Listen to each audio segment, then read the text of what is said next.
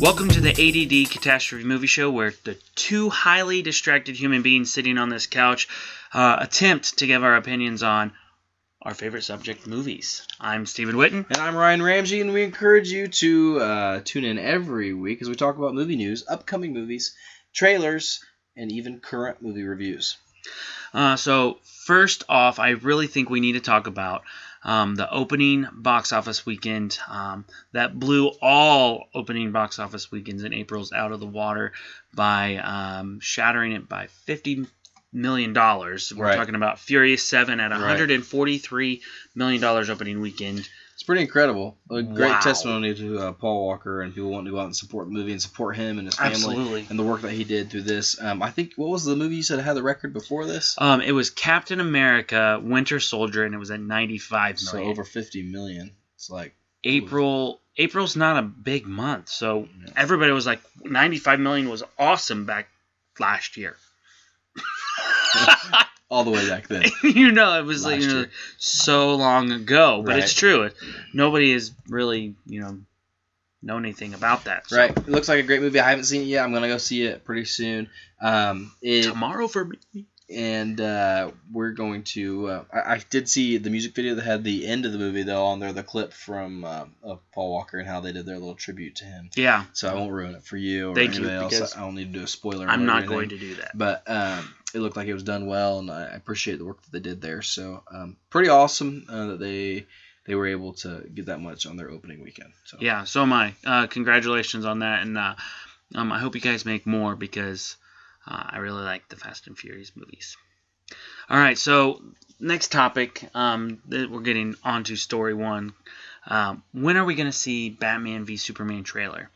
There's a rumor that it's coming out in front of the movie Mad Max Fury Road this July. Yep, something like that. Something like that. I'm excited for that movie, but I needed to see this trailer like yesterday. So Ryan, how excited are you for Batman v Superman the movie, and how excited are you about the trailer? I'm excited about the trailer. I need to see the trailer like you because I don't believe in this movie yet. I need to believe in this movie. DC's been playing catch up with Marvel. This is Dawn of Justice. So Justice League, they're starting their whole Avengers deal. And this is only the second movie. They're playing catch up, and so it's, I don't believe in. I'm just gonna say I don't believe in Ben Affleck as Batman yet, and I need to have some proof that he can do this. And so I need to see a good trailer that gives me some good Batman-esque moments where he's pulling it off. So the only proof I need is, can he act? And since I know Ben Affleck can act, I'm perfectly fine with him being Batman. I know Batman is your favorite superhero, so you have some high expectations, and I get that. However, I'm okay with actors changing. I'm excited for Batman v Superman because I'm ready to see Batman and Superman on the screen together. We've never seen that happen, except for in animated stuff, and that doesn't count. Actors change. I mean, James Bond has done it. They've done it in several superhero movies other than Batman. So, Batman has done it. I mean, look at that. Michael Keaton started in the 80s. You can even go back to Adam West. Val Kilmer, whatever. George Clooney, Christian Bale. So, think about that. I mean, I'm not nervous about Ben Affleck because I'm confident in his acting ability. If you've seen Argo, you know he can act. So... if you've seen Argo, ergo, solution. Exactly. What I'm really excited about, I'm jumping the gun a little bit here, but I'm pretty sure that Ben Affleck is actually going to direct the next standalone Batman movie. And... Ben Affleck is an excellent director, so I'm pretty excited about that one. So all that being said, yes, we need the trailer, so let's get on that. Yes, please, more. I should have seen it last year. I mean, just put it on YouTube right now. It'll be fine. I'd be okay with that. Yeah. Junkie XL, you don't tease us like that without giving us something. Yeah, which is pretty exciting because Junkie XL actually has done like a remix of each of the themes, on all the Batman soundtracks. So I have all the Batman soundtracks, and some are pretty good. The last one he put it was like a dubstep remix. That's pretty cool. And it was pretty bad, man. Junkie XL is an excellent musician. Like he did Insurgent and Divergent movie. What else did he's done? I looked up a lot of his. He's doing the soundtrack for this one, right? For Batman v Superman. Him and Hans Zimmer are working together. That's what I thought. So I'm really excited about it because I listened to some of his stuff, not realizing what he'd done. Yeah. And I'm like, you've done most of the movie stuff that I like, so I'm excited for this trailer especially. Right. Especially. That's fine. The upcoming Fantastic Four movie has released 4 casting featurettes this week, and they gave us a little insight to the way the filmmakers approached the reboot of Fantastic Four. Steven, what are your thoughts on the featurettes? I'm intrigued. I'm not overly excited about this movie. Never have been. Probably never will be until I see the movie. But these featurettes in the trailer have made me pause and actually think this movie might be good. Right. I'm not saying it's going to be good because trailers are liars and cheaters, and they make you feel warm and fuzzy inside. And then you watch the movie, and good example is Transformers 4. You feel a little part of your soul leave you. Did you get excited because you saw a dinosaur in it? Yeah, I did, and I totally called their bluff. Michael Bay. Don't put a Transformer dinosaur in a movie because that only works in cartoons. No, it doesn't work. That part worked in the movie, but I only saw him for riding a dinosaur in the trailer. It was awesome. I wanted to see more of that, and I didn't get to see any of it except for that little portion of it. And whatever. Trailers can lie to you. I'm intrigued by this movie. I'm not necessarily excited for this movie. I do not care about featurettes. You know why? Because I don't believe in this movie either. Because it's too soon to reboot the Fantastic Four movie. Because the first one was so bad. So very bad. They did such a bad job with it. And then, before you knew it, Johnny Torch became Captain America. And the whole universe is screwed up now. Okay? So, that being said, I want to see these actors prove that they can do these parts. When you prove that you can do these parts, then I'll pay attention. So put some trailers out that show some real gut-wrenching moments. A few clips here, a few clips there of some action or some of the character. How long does it have to be long enough to reboot a franchise? Depends how bad the original was. Well, I'm just asking, what is your... give me a range here. Because it's been... We're getting ready to talk about Poltergeist, okay? It's been 8 years since We're getting ready to talk about Poltergeist here in a couple segments, okay? And that's good. That's a good length to reboot.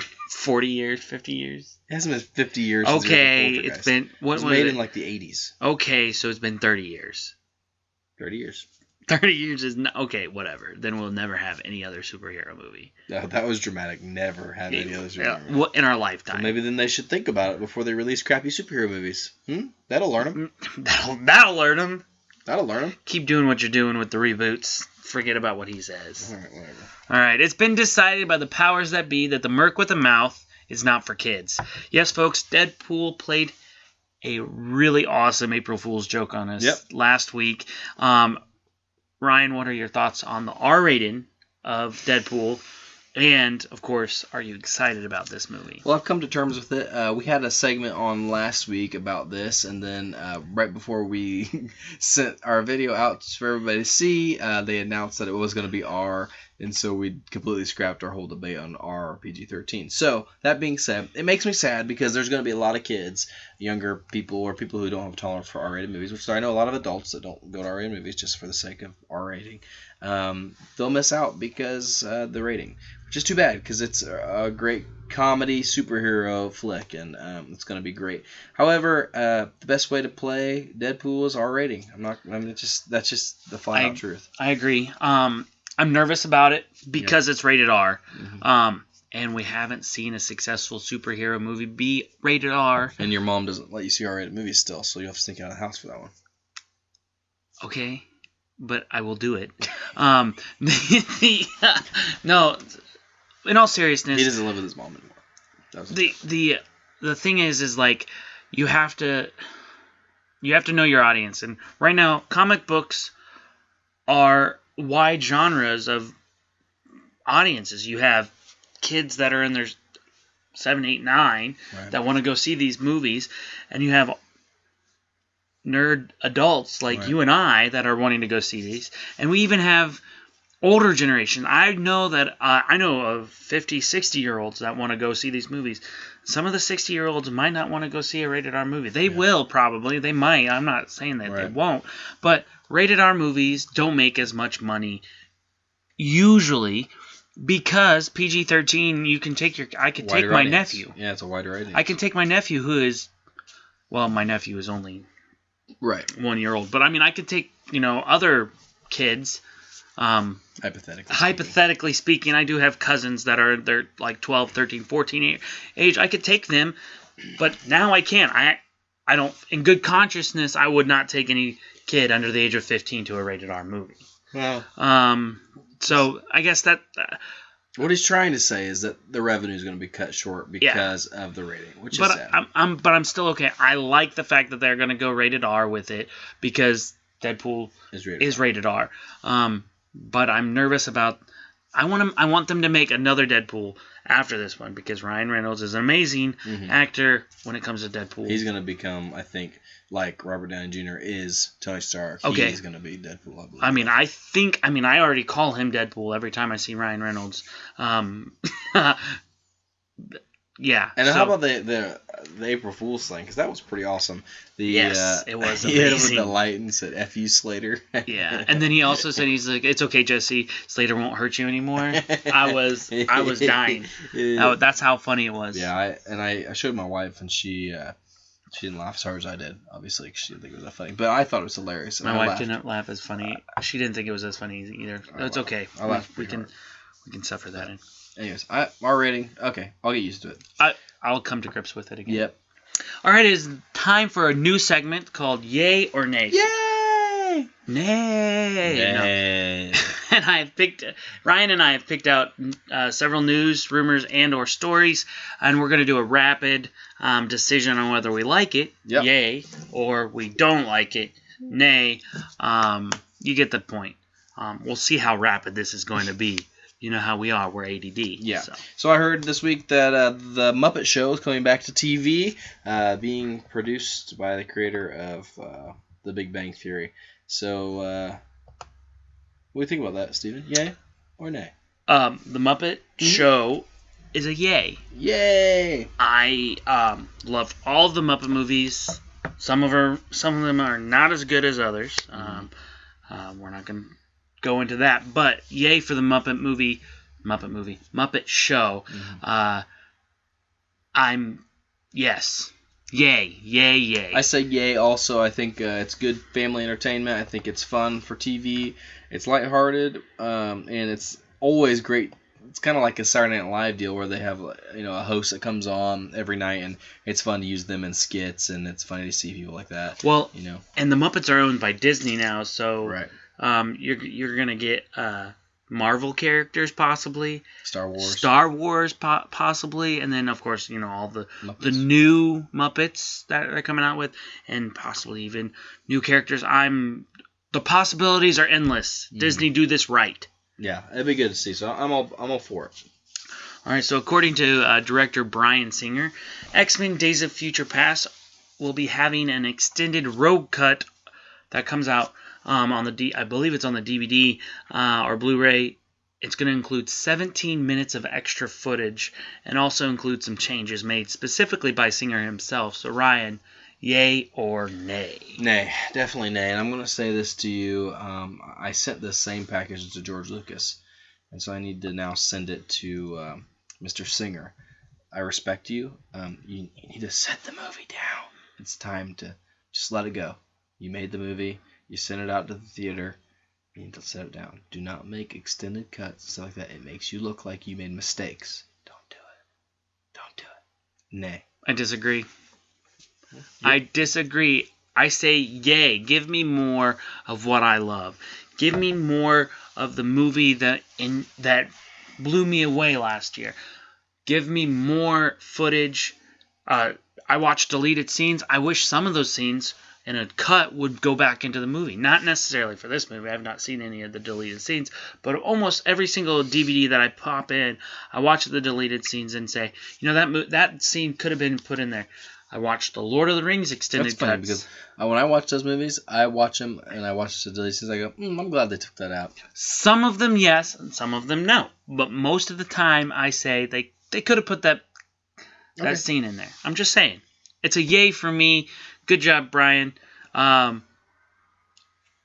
George, you should have just left it alone. But that's beside the point. Making changes is one thing. He'll be saying the same thing to Mr. Singer after. No, I won't. No, I won't. Yeah, he will. Making changes is different than adding deleted scenes or extra footage. They're here. Out of This World movie and beloved horror film Poltergeist has dropped the trailer of a reboot.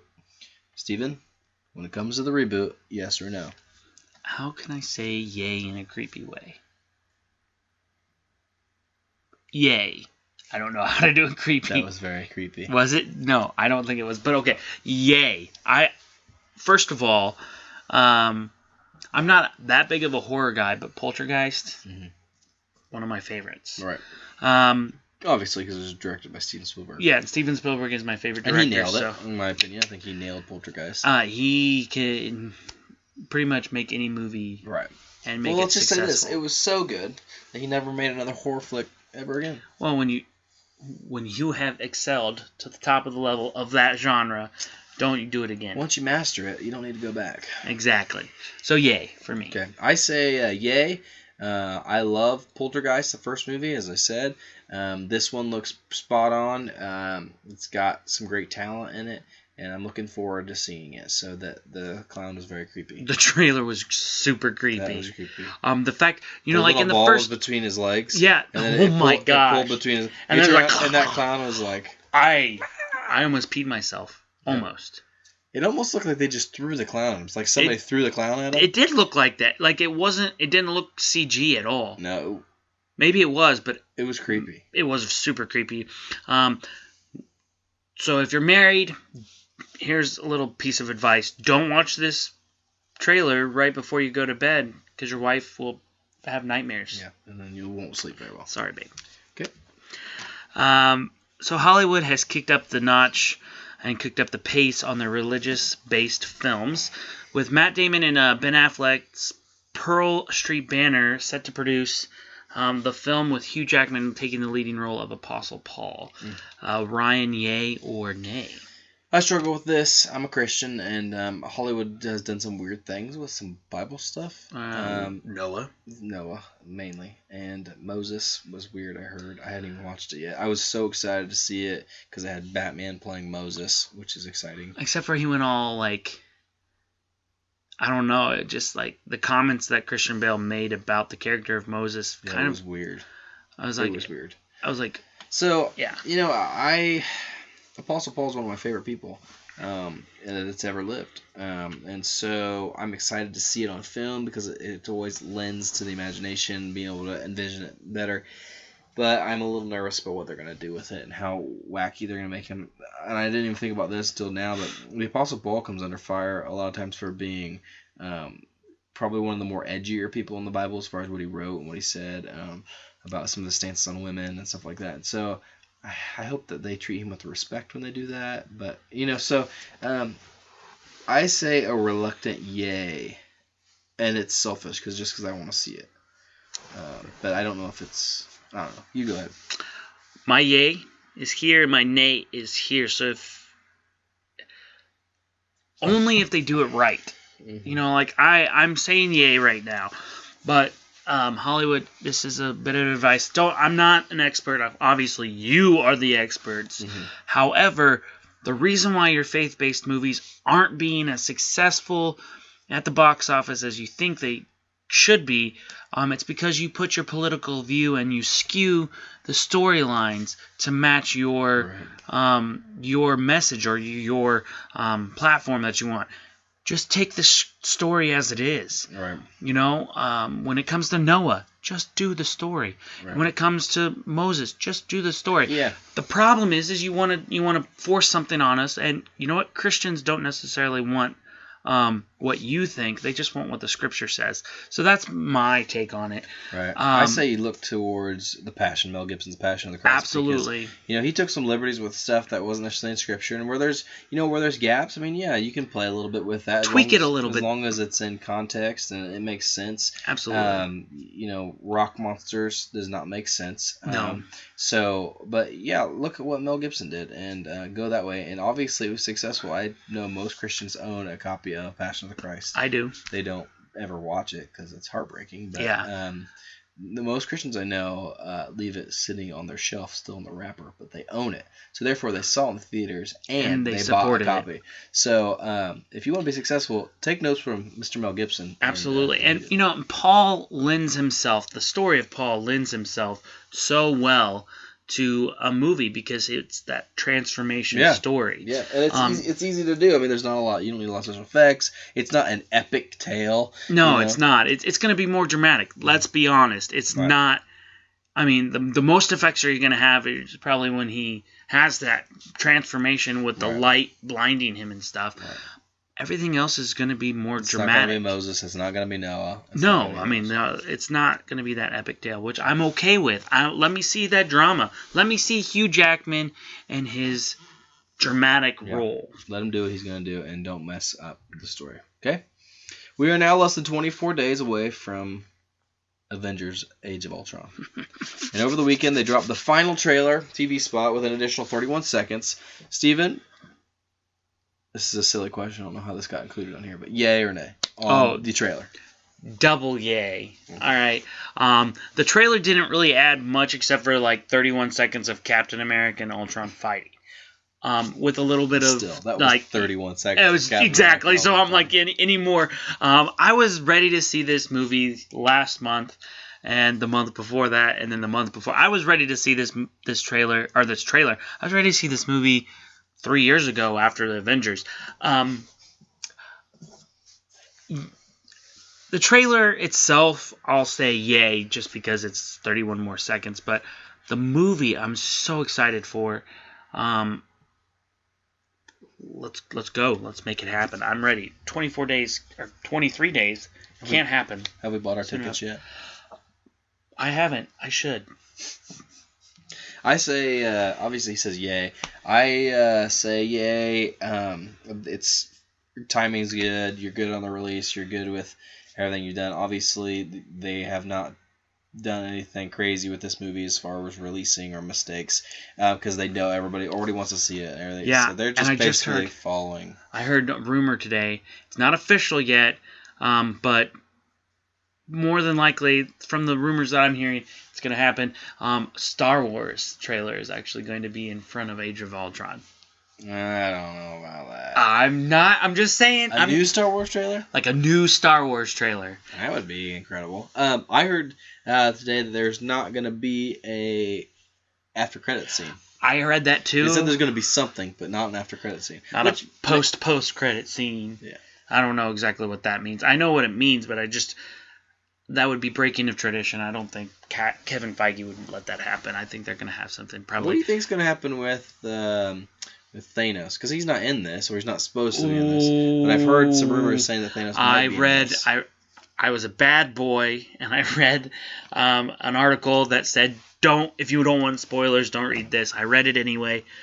I don't want to spoil anything, but it was a cast list that somebody got their hands on, and a few people were in there, and they kind of explained who they were. I'm just saying.